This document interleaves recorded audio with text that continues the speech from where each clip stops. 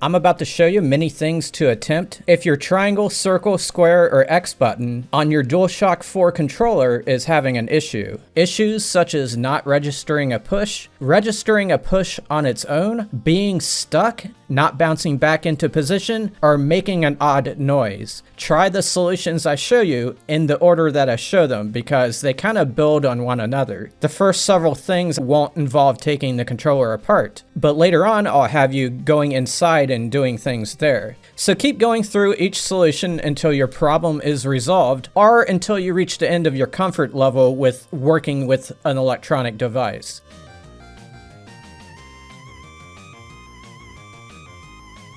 For many of you, this first thing will fix your issue. Grab some thin cardboard from like any kind of product you have in your home and cut it into a wedge. And then stick that wedge into the gap around whatever button is giving you the issue and move it around. The idea here is to scrape away any residue that has built up on the inside. Sometimes that interferes with the proper movement of the button. If the corner on your wedge starts to get damaged, switch to another corner. You don't want pieces of cardboard getting inside your controller.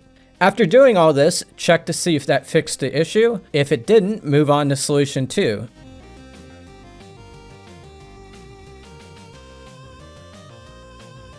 This time you're going to apply suction to the gap using a vacuum cleaner nozzle, assuming you own a vacuum cleaner that has one. Press the button up and down as you do this. Full suction might be a little bit too much, so if you have the ability to turn the suction down on your vacuum cleaner, go ahead and do that. This is a good follow-up to the first solution because you may have scraped some residue off and it might be loose and laying inside there right now.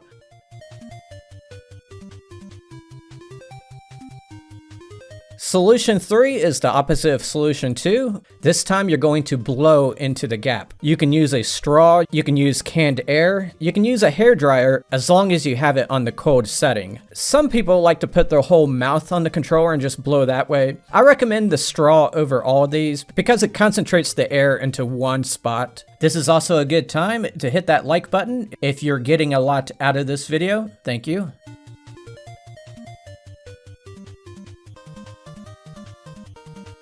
This one is a long shot, but I wanted to put it in here because this is the last thing you can try before going inside the controller. There's a little hole on the back. At the end of that hole is a button, and if you stick something in there and hold that button for 5 seconds, it resets the controller. I'm using a little tiny nail, but if you have a needle or something like that, it'll also work. By the way, if your controller has a dead battery, this will not work. So make sure it's charged at least a little bit.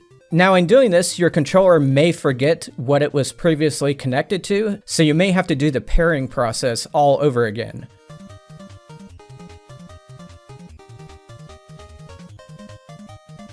If nothing has worked so far, the next step is to go inside and attempt various things like cleaning and replacing parts. Be warned though, anytime you go inside a compact electronic device, there is some risk of breaking something, or you may just make your problem worse. I will say I'm going to do my best to be very detailed and show you all the things I've learned over the years to minimize that risk. Also note that they made these DualShock 4s over a series of many years, and during that time they made different revisions of the board, so along the way I'm going to point out some of those differences when it's important enough to mention.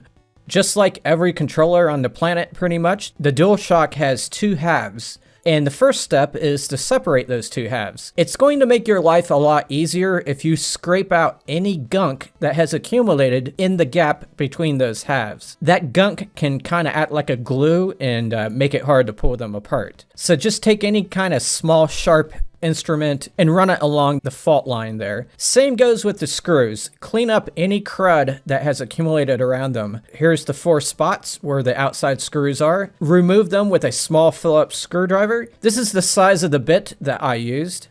If one of the screws still doesn't want to budge, try dropping 1 drop of water on it and then wipe the water back out. And also tap on the screw. Next, you need to separate the two shells, but hold on for a second while I point some things out. There's plastic tabs that keep the two sides together. For some people, these tabs will feel very tight, and in some cases, they may break as you pull the two halves apart. If they do, I recommend you don't worry about it, because those tabs are really redundant. Your controller will still go back together just fine. In fact, a while back, I did an experiment where I broke off every tab intentionally, and I was still able to put my controller back together because the 4 screws hold it back together just fine. If you do break one of those tabs, make sure you don't leave the pieces of it inside the controller. Just turn it over and shake it out. Also note, there's a ribbon cable that connects the two halves, so you don't want to yank them too far apart and snap that cable. Later on, we're going to unplug that cable. Another thing I want to point out is, for some of you, part of the shell goes in between the top buttons like this. If so, take special care not to pull it in a way that rips off the L2 and R2 buttons. If they do come off though, they can just snap back into place. And the final tip I'll give you is to try to make sure the buttons are facing down when you're separating. Otherwise, the battery might fall out. So start separating the two halves. The best place to start is in the handles where the two pieces come together. Try to do it by hand at first, but if it doesn't budge, try a prying tool if you have one around. When you get some separation, start applying more force, and it'll eventually just snap apart.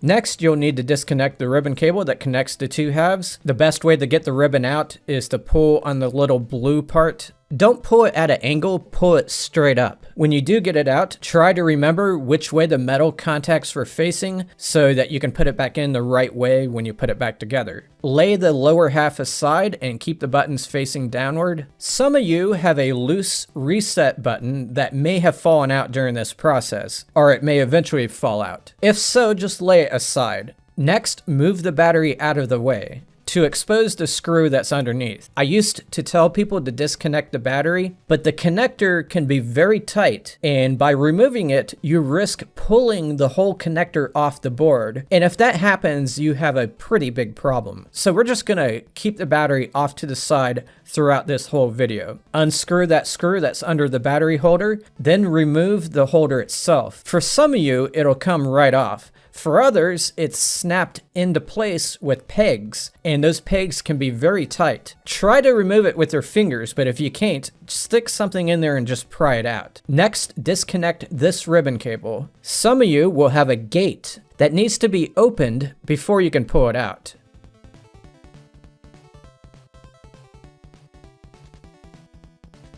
If you have any other screws on your circuit board, go ahead and remove them at this time. Now lay the battery back onto the board where the holder was. Keep the buttons facing down, but push up on the analog sticks. This will separate the lower shell. Some of you will have a slot for this ribbon cable, and you'll have to feed it through that slot as you separate it, or else it might get snagged and rip off.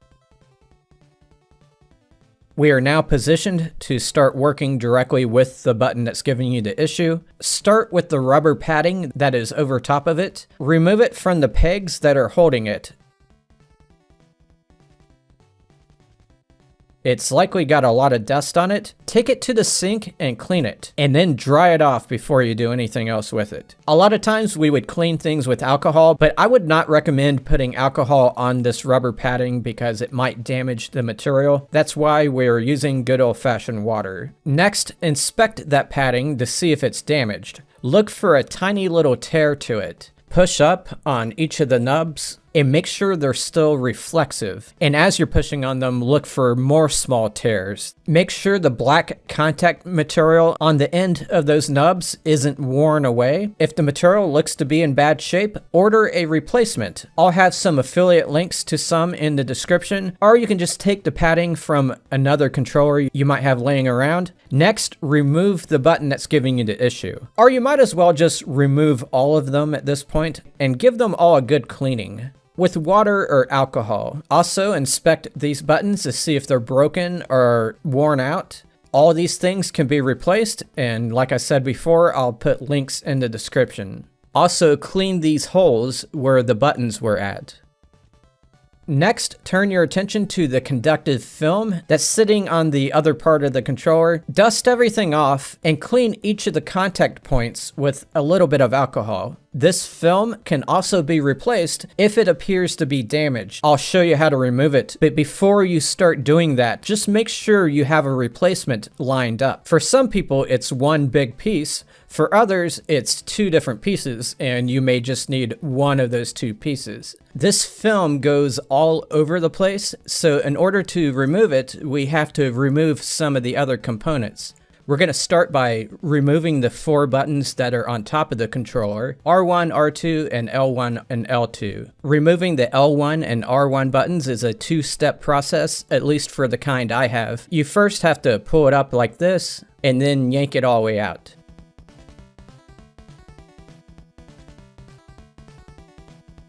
For everyone else though, removing that button is rather easy.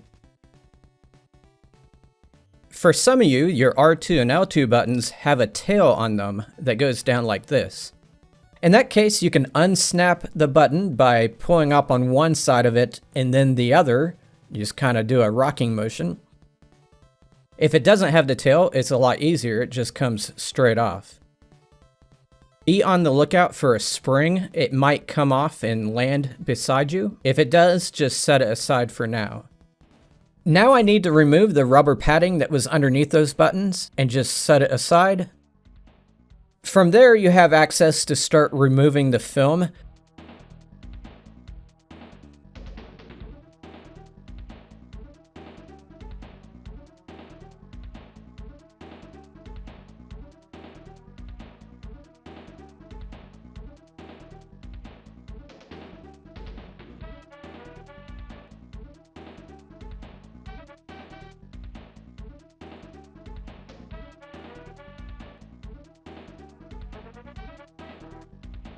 Next, we need to pop this board out of place. On my version, it's held on by multiple tabs, so I can just push on those tabs and the board will come loose. You don't need to actually remove the board, you can just move it out of position a little bit. You can see that the film is coming through a slot and it's attached to 2 pegs, so remove it from those 2 pegs and feed it through the hole.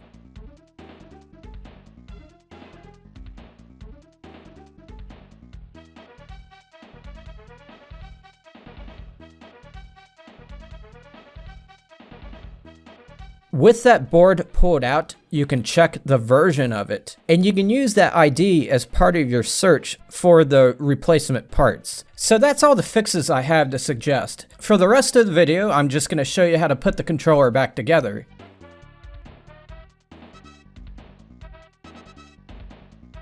Push the board back into the tabs that hold it. Put the padding back into place, with the pointy end going in first.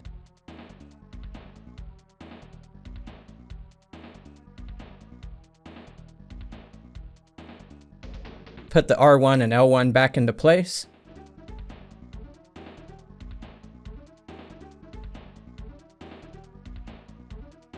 Put the L2 and R2 buttons back on. If you had the kind with the tails, they should snap right back into place easily. If you had the smaller kind without the tails, it's a little bit more challenging. There is a spring involved that may have fallen out. I'm going to assume the worst and tell you how to put that spring back in and place the button back into place. This upcoming segment is from an older video, so my voice may sound a little bit different. Tilt the button upside down so that you have the little pegs at the top. If it's R2, place the spring over the peg that's on the left, like so. If it's L2, put it on the right side peg. Don't do it this way. there's a little slot under that peg. One leg of the spring needs to go into that slot. It doesn't snap into it, it just kind of lays there loosely. Flip the button like this. There's a tiny slot on the controller side that the other leg of the spring fits into. Bring the controller up to it like this. You may need to hold the battery in place as you do this. Land the leg into the slot and snap the button into place. Place the buttons back in the holes. They only go one way, so just spin them around. Put the rubber padding back onto the pegs. There is no up or down, you can just spin it however you want. Just make sure it's securely on the pegs. And make sure the black contacts are facing up. Place the inside frame back into place. Some of you will have to feed this ribbon cable through a little slot. Insert that ribbon cable back into its connector. Some of you have a gate that needs to be open when you stick it in, and once it's in, you shut the gate. Bear in mind that this connector leads to the touchpad. In the end, if the touchpad is not working, go back in and just check the way you plugged this ribbon in. Put the battery holder back on. Some of you will need to snap it into place. For everyone else, it just kind of lays there on top of the board. Put the screw back into place. Make sure you get it all the way in because it basically holds the whole thing together. Some of you will have a loose reset button that may have come out. Drop it back into place.